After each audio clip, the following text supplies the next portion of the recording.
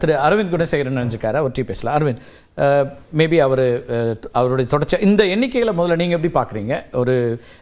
இது வரைக்கும் 10 நிறுவனங்கள் வந்துருச்சு. ஆக்சிஸ் மை இந்தியா இப்போ கடைசியாக வந்திருந்த எண்ணிக்கை. அவங்க தான் இப்போ தாவேக்காவை ரியல் காம்படிட்டராக இங்கே வந்து ப்ரொஜெக்ட் பண்ணுறாங்க. அந்த எண்ணிக்கை நம்ம விரைவில் பார்க்க முடியும். இப்போ ஒட்டுமொத்தமாக இந்த நம்பர்ஸை நீங்கள் முதல்ல எப்படி பார்க்குறீங்க? உங்களோட ஃபர்ஸ்ட் இன்ஃபர்மேஷன் என்ன?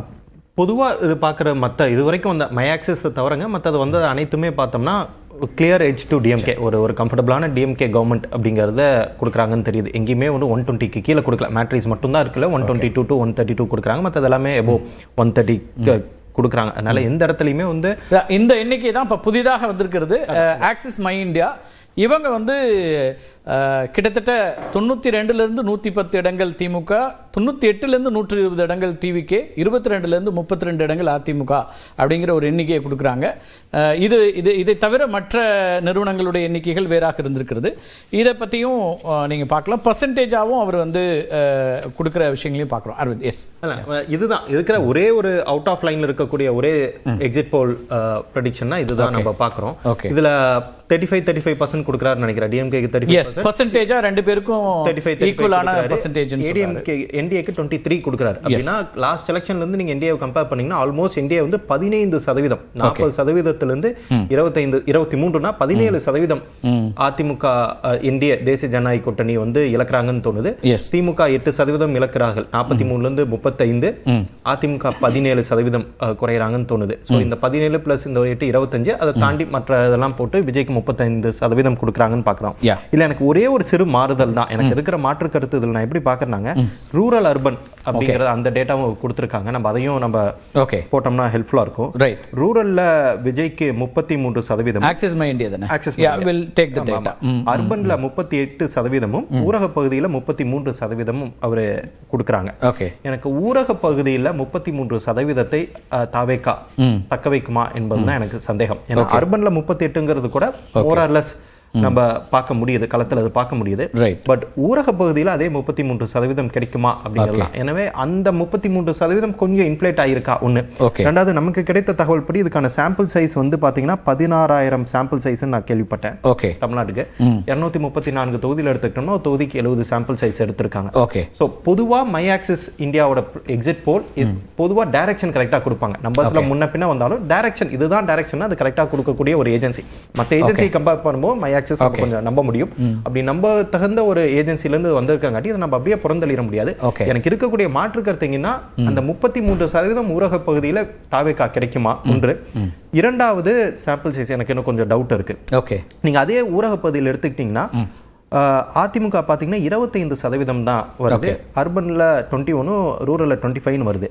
ரூரல்ல அதிமுக வெறும் 25% தான், தேசிய ஜனநாயக கூட்டணி 25% தான் ஊரக பகுதியில் வருமா அப்படிங்கிறது எனக்கு. அதனால கொஞ்சம் அங்க அதிமுக குறைத்தும் தாவேக்காவை மிகப்படுத்தி காட்டி இருக்காங்களோ ஊரக பகுதியில் அதுல தான் கொஞ்சம் மாற்றுது. இல்லை, இப்போ அதில் வந்து அவங்க சீஃப் மினிஸ்டரியல் கேண்டிடேட்டுக்கான சதவீதமும் கொடுக்குறாங்க. அந்த சதவீத அடிப்படையிலும் கூட திரு விஜய்க்கு 37%, ஸ்டாலின் அவர்களுக்கு 35%, திரு எடப்பாடி பழனிசாமி அவர்களுக்கு 22% அப்படிங்கிற கணக்கு சொல்கிறாங்க.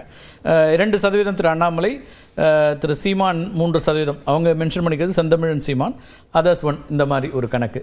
இதை எப்படி புரிஞ்சுக்கலாம்? அந்த பாப்புலாரிட்டி அப்படிங்கிற இடத்துல இருந்து அதை கொண்டு வராங்கன்னு பார்க்க வேண்டியிருக்கா? இல்லைங்க, அது ஒரு அசம்பிளி எலெக்ஷன்ல முடிந்த அளவுக்கு வந்து அது கேண்டிடேட் தொடர்பான ஒரு இதாக இருக்கும். நீங்கள் பார்லிமெண்ட் எலெக்ஷனில் நம்ம வந்து சமீப காலமாக பிரசிடென்ஷியல் ஃபார்ம் ஆஃப் எலெக்ஷனை பார்லிமெண்ட் எலெக்ஷனில் எடுத்துகிட்டு போயிட்டு இருக்கோம். அதனால நம்ம அதை வந்து பிஎம் கேண்டிடேட் யாருங்கிற ஒரு முக்கியத்துவத்தில் இருந்தாலும் இது அதனை தாண்டி விஜய் வந்தங்காட்டி விஜய் மட்டுமே முகமாக இருக்கிறார். 234 தொகுதியிலும் விஜய் நான் தான் போட்டி போறேன்னு விஜயை அறிவிச்சு தான் அந்த தேர்தலை இங்கே சந்திக்கிறாங்க.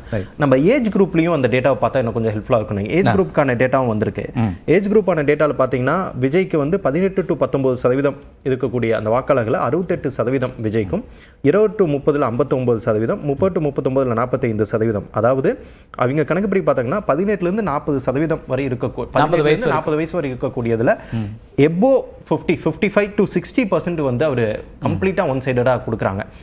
அது அர்பன்ல ஓகே, ரூரல் அதே அளவுக்கு இருக்குமாங்கிற டவுட். அதே it comes back to the same question. ஊரக பகுதியில் அதே இருக்குமாங்கிறது தான் எனக்கு இது சற்று மிகைப்படுத்தி. இதேட்டையும் அந்த விஷயத்தை கேட்டு வந்துடுறேன். இதே இப்போ நீங்கள் வந்து எல்லா பகுதியிலுமே சர்வே பண்ணீங்க, ஜோன் வைஸ் நீங்கள் பார்த்தீங்க மண்டல வாரியாக. அப்போ இதில் வந்து ஒரு ஊரக பகுதிகளிலையும் இவங்க வந்து இந்த 35% அப்படிங்கிறத எட்டக்கூடிய இடத்துல இருந்தாங்களா தாவேக்கா? இப்போ இந்த எண்ணிக்கையை எப்படி பார்க்கலாம்? இல்லை இந்த ஒரு சிட்டியை பொறுத்தவரை தான் 33 தான் அது கூட எனக்கு வந்துச்சு. ஓகே, சென்னையில். ஓகே, மற்ற இடத்துலலாம் 27 அல்லது 25 தான் வந்துச்சு. 27ன்றது நார்த் ஜோன், சாரி டெல்டாலையும் சவுத்துலையும் 27 வந்துச்சு. ஓகே, அது நம்ம வந்து ரெண்டுமே கலந்து தான் பார்த்தோம். ஓகே. ஆனால் நம்ம நார்மலாக பார்த்தீங்கன்னா நீங்கள் வந்து ஒரு மதுரை, அதுவே நீங்கள் உசிலம்பட்டி திருமங்கலம்னா அதில் கொஞ்சம் குறைவாக தான் இருக்கும். மதுரையில் 27 இருக்கும், 28 இருக்கும்னா அங்கெல்லாம் வந்து ஒரு 22, 21 அந்த மாதிரி தான் இருக்கிறத பார்க்க முடிஞ்சுச்சு. ரைட். அதனால் அதை தாண்டி சென்னைக்கு வரும்போது 33 ஆகுது. இந்த 33 நான் எல்லா இடத்துலையும் பொருத்தி பார்க்க முடியாது. ஓகே. அதுவும் குறிப்பாக நான் பார்த்த சமயத்தில் கொங்கு மண்டலங்களில் வந்து விஜய்க்கான இது குறைவாக தான் இருந்துச்சு. 20%க்கும் கீழே கூட இருந்துச்சு பல இடங்களில் கொங்கு மண்டலம். ஆமாம், அதனால தான் அங்கே அதிமுக கொஞ்சம் சீட்டா கன்வர்ஷன் வர்றதுக்கான சாத்தியக்கூறு இருக்கு. ஓகே, அப்படின்றத நான் என்னால் நீங்கள் சொல்லக்கூடிய ப்ரிடிக்ஷனு விஜய் பர்ஃபார்ம் பண்ணுற இடத்துல அல்லது அதிமுக கொஞ்சம் பர்ஃபார்மன்ஸ் குறையிற இடத்துல விஜய் அதிகமாக வராரு. அப்படி தான் சொல்கிறேன். நான் ஏற்கனவே சென்னையில் இப்போ அதே தான் இருக்குது. அதனால தான் நான் திரும்ப சொல்கிறேன், சென்னையில் என்டிஏக்கு சில தொகுதிகளில் டெபாசிட்டே போகிற அளவுக்கு வருவாங்க. அவங்க 20% கீழே போகிறதுக்கான தொகுதிகள் வாய்ப்பு இருக்கு.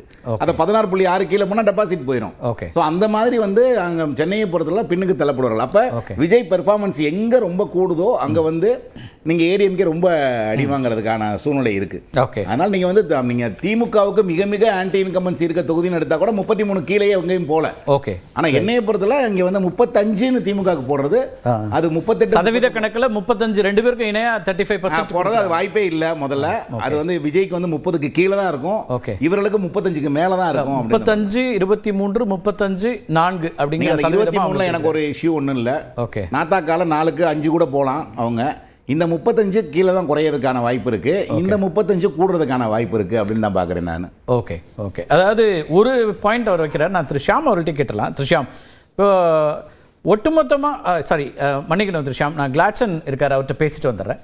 கிளாட், எண்ணிக்கைகளை நீங்கள் எப்படி பார்க்குறீங்க? உங்களுடைய ஒரு செஃபாலஜிஸ்டாகவும் நிறைய தேர்தல்களை சந்தித்தவர், களத்துலையும் பார்த்தவர், எப்படி பார்க்குறீங்க கிளாட்? அதாவது இப்ப பாத்தீங்கன்னா இப்ப வந்துட்டு இருக்கிற ஸ்பெகுலேஷனை பொறுத்தவரையில ஒரு கிளியர் வேர்டிக்ட் மாதிரி தான் தெரியுது. இது வந்து ஒரு அன்கிளாரிட்டி எங்கேயுமே இல்லாத மாதிரி இருக்கு. நிறைய இடங்கள்ல அம்பிகுவிட்டி தெரியும். இந்த சாம்பிளிங் எரர்ஸ் நமக்கு நிறைய இருக்கு. இப்ப லேட்டஸ்டா சொன்ன ஆக்சஸோட இது பாத்தீங்கன்னா எனக்கு சாம்பிளிங் எரர்ஸ் மார்ஜின் எப்படின்னு தெரியல. இது வந்து எப்பவுமே நம்ம எப்படி பார்ப்போம்னா இது வந்து அவுட்லயர் எஃபெக்ட் அப்படின்னு நம்ம பார்ப்போம். ஒரு சில இடங்கள்ல வந்து அதிகமா ஃபோக்கஸ் பண்ணி அங்க இருக்கக்கூடிய மக்களை அவங்க எடுத்திருக்கலாம், அதனால அந்த எஃபெக்ட் தெரியுத ஒழிய இப்போதைக்கு பேலன்ஸ்டான ஒரு விஷயம் நமக்கு தெரியுத பாக்குறோம். ஒரு கிளியர் மெஜாரிட்டி இவால்வ் ஆகிறதுக்கான எல்லா சாத்தியக்கூறுகளும் இது சொல்லுது. இதை தவிர எல்லாருமே சாம்பிளிங் தவறா போய் எல்லாருமே வித்தியாசமான ஒழிய மற்றபடி this indicates a clear trend. ஆனா அதே சமயத்துல இருக்கக்கூடிய டிஃபரன்ஸ் பாத்தீங்கன்னா இதுல ஓவரால் வின்னர்ஸ் அண்ட் லூசர்ஸ் அப்படின்னு நீங்க பார்க்கும்பொழுது வின்னர்ஸ் கிளியரா இருந்தாலும் லூசர்ஸ் பாயிண்ட்ல வந்து பாத்தீங்கன்னாலும் அல்லது இந்த பட்டிங் அப்படின்னு நம்ம சொல்லக்கூடியதுல கிளியர் கெயின்ஸ், தாவேக்காவுடைய வெரி கிளியர் கெயின்ஸ் வந்து நமக்கு பாக்குறோம்.